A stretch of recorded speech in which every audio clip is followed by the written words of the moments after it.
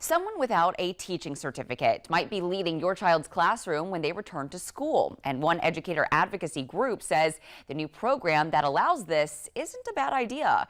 State House reporter Mary Green explains why.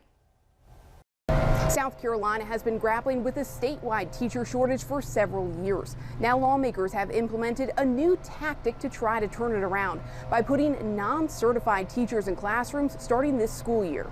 We're trying to look at any strategy that will get qualified people, into the teacher workforce pipeline. Senate Education Committee Chair Greg Hembry first proposed this idea years ago and notes other states have already done it. They haven't always been successful, but Patrick Kelly with the Palmetto State Teachers Association says South Carolina's program will be different. This is not a non-certified teacher program that we've seen in states like Texas and Utah and Oklahoma that basically just dropped all credentials and all requirements and said anybody with a high school diploma can teach. Under South Carolina's law, there are requirements for these teachers, including that they have a bachelor's or graduate degree in the subject they're hired to teach and at least 5 years relevant workplace experience. Non-certified teachers must be enrolled in an educator certification program within 3 years of employment. And depending on the person, could make the argument they're actually kind of more qualified. They not only have the academic training, but they also have the real life experience training that I think could make them an even stronger teacher. They still need to pass relevant background checks, and teachers whose educator certificates have been suspended or revoked won't qualify. Districts don't have to participate, but schools that do can employ up to 10% of their teachers through this program. Kelly says he doesn't believe enough people will meet these requirements to make a huge dent in the state's teacher shortage. But ultimately, if we can find one unicorn, and that means that one more classroom of students has a highly qualified teacher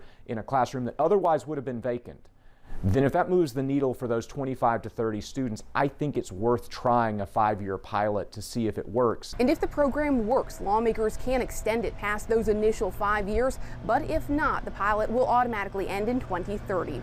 Reporting from the State House, I'm Mary Green.